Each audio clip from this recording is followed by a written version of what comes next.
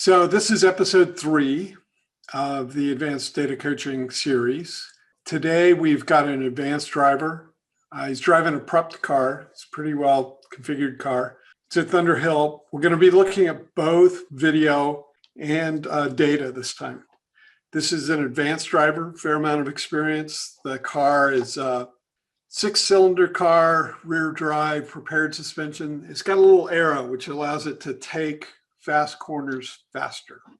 So let's get into the video first. Does anybody know where we are? Thunderhill. Very good, Thunderhill. The map down here is a big, strong hint. And so you can see from the little red dots that we are coming out of turn 1. This is the turn 1 exit curbing. We're headed towards turn 2. So I'm going to play this forward a little bit. So here we are. We're continuing on that straightaway. Full throttle. You can see the green bar at the bottom. Braking into the corner. You can see the transition to braking. We emphasize straight line braking a lot, especially with the novice students. When you do straight line braking, does that straight line need to be parallel to the track? No. Good answer. You could have straight line braking on a straight line that is on a diagonal. So why might you want to do that? One reason is it allows you to start braking later. If you look at this straight line, eventually you run out of track somewhere around here. This straight line, you run out of track much farther down. In both cases, you don't want to run out of track, but that gives you a measure of how deep into the corner you can take your braking. So by getting to the brake later, you can actually stay full throttle longer. This is a gigantic corner. It is 600 feet in diameter, which is roughly 900 feet, the length of the arc through the corner. So if you can eat up some of that distance by carrying your speed deeper into the corner, that can help you do better. So that would be my first bit of advice for this driver.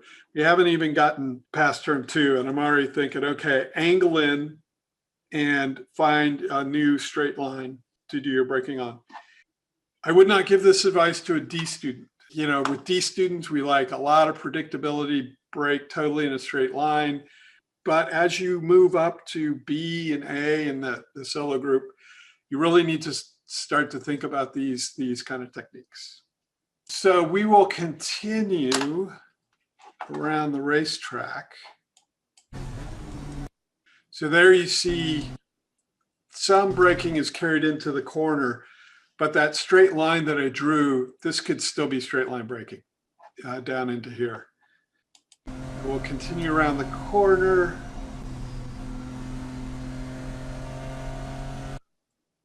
Okay, the videos, I was afraid we'd have trouble with this, but we can get by with still frames. Okay, there we go. Okay, this is the turn 3-4 complex. So I want you to watch the green bar, and hopefully you can see a little something with the green bar. Hopefully the frame rate's high enough.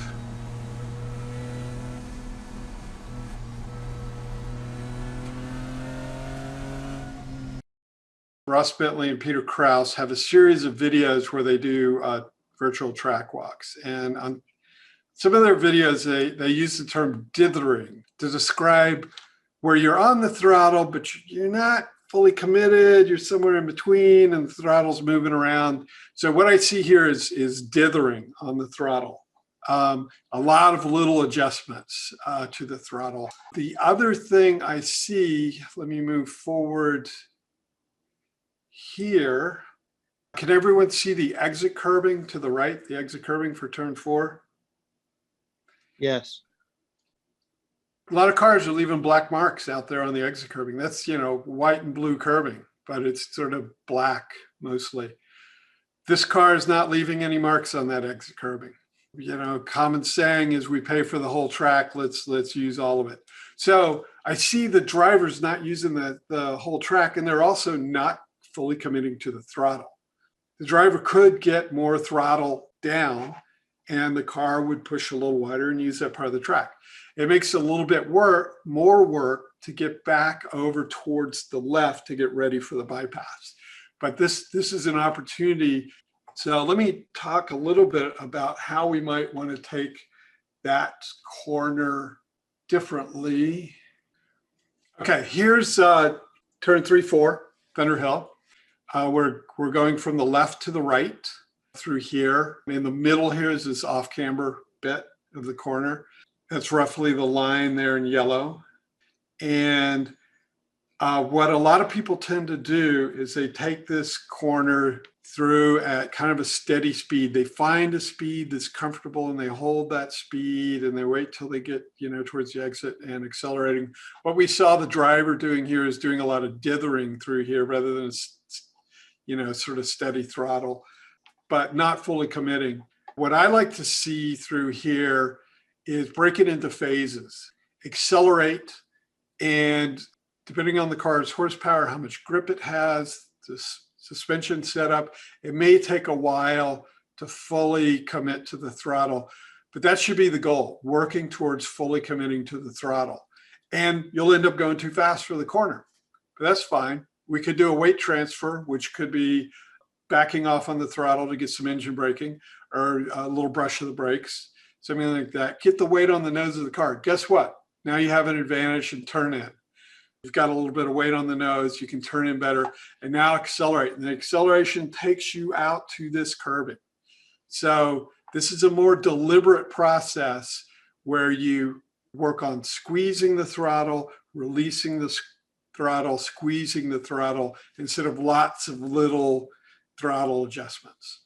As you get better and faster, you'll change where you pick up the throttle, how fast you squeeze, where you release, whether or not you brush the brakes, all those little adjustments. But you start off with, I've got these phases, I'm going to adjust these phases, rather than just, I'm going to make it up as I go along and do lots of little adjustments.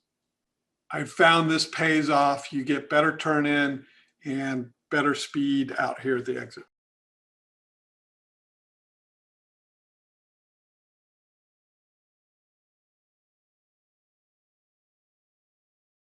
We were looking at driver 10 through the in-car video. Now we're looking at driver 10 in data. One of the things you want to learn how to do is figure out where you are in the track. The y-axis here is speed, and the x-axis is distance down the track.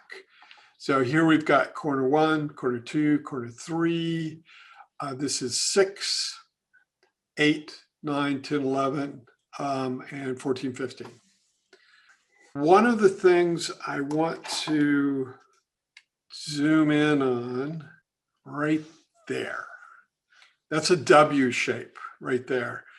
In general, we would like to avoid W's. Any idea what's going on right there? He's getting on the throttle a little bit early, realizing he's not going to make it, backing out, and then picking it up again. Yeah. And those are pretty big changes in throttle. Do you want to be doing big changes of throttle at, say, 103 miles per hour in a corner? Probably not. So the car should be able to go faster than this. If he can get away with all of this stuff, the car's probably got more speed there. Am I going to tell the driver, well, just go faster? No. I'm going to focus on getting the cleanup. So let me zoom in a little bit on this. Whoops. And get a sense for what's going on. So talking to the driver, his goal was from here to get on the throttle and just continue accelerating right there and getting a much higher sort of speed. So be going faster all through here. That's a very lofty goal. What I would suggest is a less ambitious goal.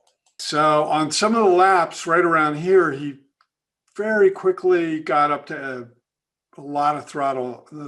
one that I was looking at, he got up to 80% throttle and then very quickly got away from 80% throttle and went back down to 30% throttle. So what I would suggest is a less ambitious plan there, and perhaps something that looks more like this. So now that gives me that U shape. So getting to the throttle, still relatively early, but it's a very mild throttle, and eventually getting to a neutral throttle. The goal would probably shift a little bit as the driver progresses, maybe to something more like, oops, I erased the others. Anyway, something more like that. So that initial goal, that initial very ambitious goal, who knows? Maybe the car could do it. Car's got aero, but let's not try to do that right away. Let's start with a more modest goal, work on that U shape. One of the things that concerns me about this approach is it's building two problems, two mental problems. One is muscle memory. You want to build in a certain muscle memory. My foot does this. Over and over again, you're building this muscle memory that the foot goes down to the throttle, comes off of the throttle, gets back on the throttle. You don't want that. You want, once you apply throttle, you never want to go back. You know, you have to go back to save the car, but next time through, you want to avoid making that mistake. You don't want to apply throttle unless you're confident that you can keep that throttle in the car. So you're building a bad muscle memory there, and it just becomes a habit. That's just the way you drive, and you may not even be thinking about it, may not be aware that this is going on. I see this a lot with many drivers. In I think episode 1, we had a little bit of this going on in the exact same corner. The second thing is this upsets the car. This W shape here upsets the car. All right, the weight's on the nose, the weight's on the rear, the weight's on the nose, the weight's on the rear. The car never really gets a chance to take a set. Now, this is a very stiff suspension, so you're not going to see the nose moving up and down, but the weight is transferring. It's transferring very fast with a stiff car. So what you build up is this lack of confidence. I can't go fast through there. The car doesn't feel good. You want to get to the point where you get the right muscle memory, you're doing the right order of operations, the right sequence of events, and then the car feels really stable. And then you kind of have to go faster because it's boring. Everything's so stable that, it makes you want to increment that speed up there gradually. But you want to maintain the right technique as you do that. So let's go back to my advice for this driver. If this driver came into the advanced data coaching classroom and we sat down and went through the data, I would want to give about 3 goals, sometimes 2. 3 is a little ambitious, but this might be a test to see, can the driver handle 3 goals?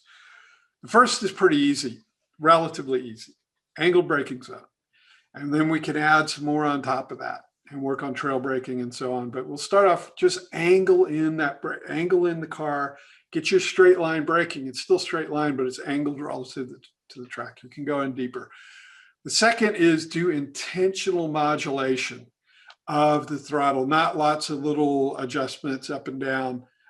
Think about a squeeze and release and a squeeze process. You want to set the front end before turn 4 and then use that turn 4 exit curve.